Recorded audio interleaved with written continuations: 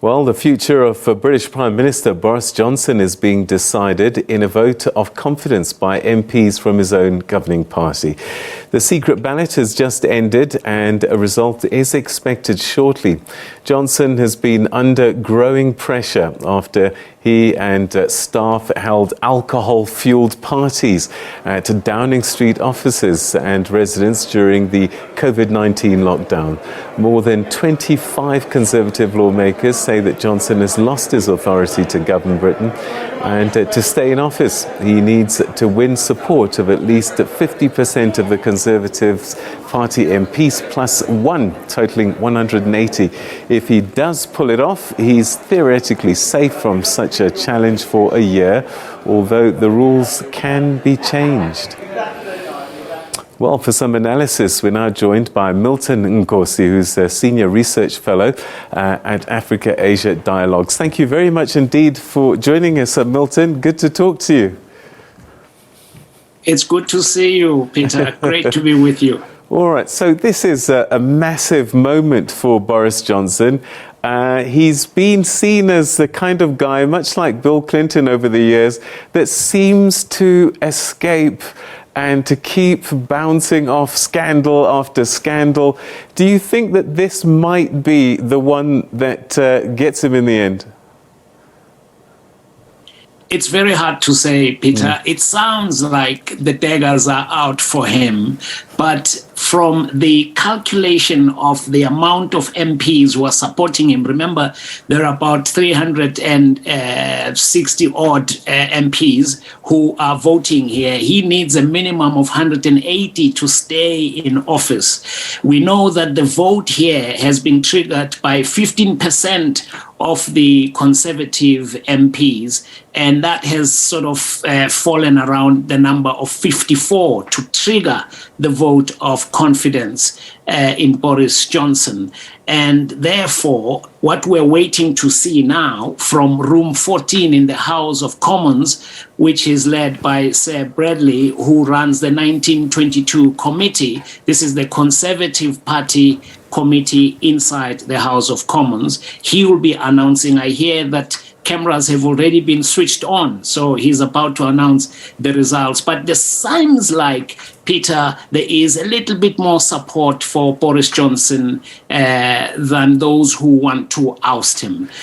Remember, this follows the report by government senior official Sue Gray, who published a report about these partygates, in other words, the violation of the COVID restriction rules, which were also violated by the highest office in government at number 10 Downing Street in London.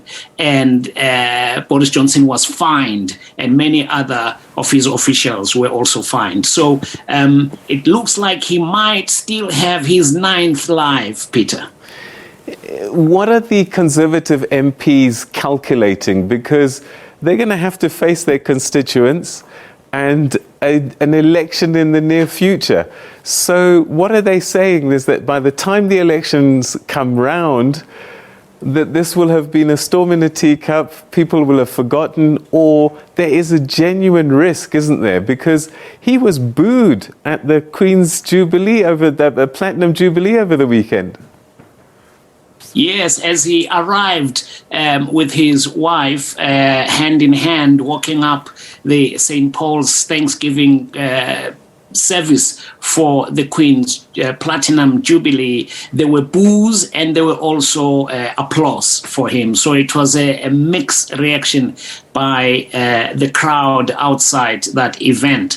But you are so right, Peter, that if you cast your eyes beyond the here and now, it's a bit like the ANC now, trying to out Cyril Ramaphosa through the step aside and the charges that have been brought against him now by Arthur Fraser. It's all internal. But if you look at the big picture, the country needs stability. We need the economy to grow. We need to create jobs. We know that unemployment is so high. So in the UK, they have the same problem of cost of living due to the war in Ukraine. And therefore, people are battling to survive. They want leadership. And the other thing, Peter, which you're quite right about, when you cast your eyes beyond the here and now, there is no obvious person to take over from Boris Johnson if he gets ousted in the results that are just about to be announced. So, well, I can tell you, I can tell you the vote is out. And he got 211 MPs voted in support of him. So much more than the 180 that you said. 148 MPs voted against him. And this means, of course, that he can keep his job. But the numbers are worse than during Theresa May's confidence vote. So that doesn't bode well. It's a victory, but not a great one. No, you're right. And I was about to say, poignantly brought by you, that Theresa May's vote of no confidence, she had 133 MPs who voted against her. Now, the measurement was that if Boris Johnson, and I hope that's what he was hoping for himself tonight, that he would get a number below that so that he does not leave with this big thing hanging over his neck, because 128 MPs who don't want you to be Prime Minister in the UK, even if he's won, as we've seen this vote, is going to be like an albatross around his neck, because he's going to be walking, carrying this big block of stigma that there are people in their hundreds who don't want to have you to lead them.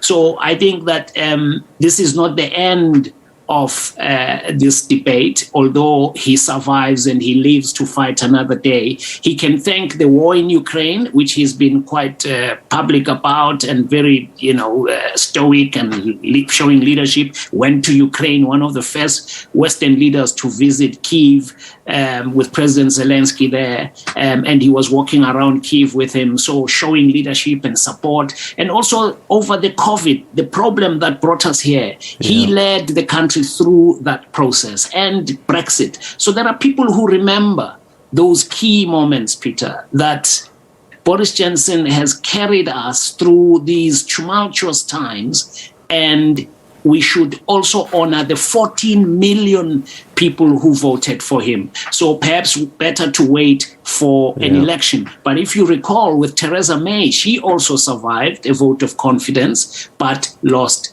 an election. Well, she had to resign. But that is more or less where it seems like it's going, because the Brexit issue with Brexit protocols with Northern Ireland and the Republic of Ireland is quite a big mess, because they want to save the Good Friday Agreement. So the Europeans in Brussels think that he's being disingenuous because he said he had a deal and everybody was happy. And now there's this huge thing about where the Irish border lies, which is part of the EU. So it's a rather complicated bureaucratic process, but there are also issues of trust there, that they think that he did not negotiate in good faith. And that is all at stake right now. A lot of people who voted against him in his party were thinking more or less not just about Partygate, but they were thinking about a small incremental process where Boris Johnson seemed to be kind of taking the law and the rules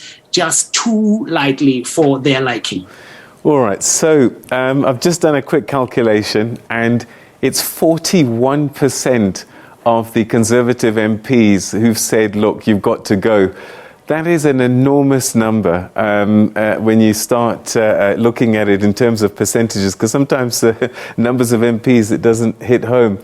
He must have done the calculation, because after the Sue Gray report, he stood up and he says, I take full responsibility. And I'm guessing that somebody would only do that if he knew the knives were coming, but he had enough votes. Yes, as they say in the UK, he survived the night of the long knives. That's what has happened here today. But I think it's important, Peter, to make note that he wins today, but in the long run, the marathon will be much more daunting for him. As you say, there are so many MPs who voted against him, but I think there are also many others who believe that you need a leader at the moment, particularly, as I mentioned earlier, that there is no obvious contender. One of the former colleagues who was also Secretary of Health, Jeremy Hunt, who was very close to Boris Johnson, came out and said he will not vote for him tonight. And there were some signs that perhaps Jeremy Hunt might stand for the leadership contest if Boris Johnson had lost. But now that he is safe, he will continue with the job at hand. Standards of living, rising in energy prices. There's so much going on in the UK, just like we are experiencing here with the cost of living, rising energy prices, bread, and all that sort of stuff. And the UK is no different. They are also facing their own challenges. And in part, it's all related to the Russian invasion of Ukraine and its wider ramifications. All right. I mean, then the next election, I think, only needs to happen, February 2025. So he's got a lot of time to fix things. Do you think Labour has reinvented itself enough under Sir Keir Starmer to challenge Johnson? I suppose he'll wait until the last minute, isn't he? Because 2025 is quite far out and he can fix things by then. Yes, and Sir Keir Starmer, who is also facing his own allegations of breaking the COVID restriction rules, because there are some allegations that they also had their own party. There's a picture of him holding a glass of beer, and he said it was a working night. They just stopped to have food, which is almost what Boris Johnson said. So now there's an investigation into his own allegation. But judging by his performance at the dispatch box, in other words, that's the opposition box in the House of Commons where the leader of the opposition challenges the Prime Minister, Sir Keir Starmer sounds to be sort of on the right path, considering where they came from with Jeremy Corbyn, the former leader of the Labour Party. So it sounds like he does have a chance, because they also won a few by-elections recently, Labour. So they are not looking bad, but it's not guaranteed, because now what Boris Johnson is going to do, he may actually lower taxes so that he can boost the economy under these difficult times, and that might make him popular with the voters. So there is still a long way to go, as you say. 2025 in politics is a century away. You're so right. Milton, great talking to you. Look forward to our next chat. Thanks for your time. Cheers. Great to talk to you. That's research fellow Milton Nkosi speaking to us about Boris Johnson. 211 votes out of the 359 MPs, which means that he got 58% of the confidence vote. He stays Prime Minister despite the despicable behaviour at Partygate, getting drunk during a lockdown whilst every other citizen had to stay at home and watch him on television. Amazing. Well, there you have it. The MPs have decided, and so he has survived. 41% of the MPs voted against him, and that is a lot more than the ones that eventually found a way to push Theresa May out of office. But a lot of things can still happen in politics, so that's a story certainly we'll be watching for you. All right, we're going to take another break, and when we come back, we'll have much more for you right here on The Globe.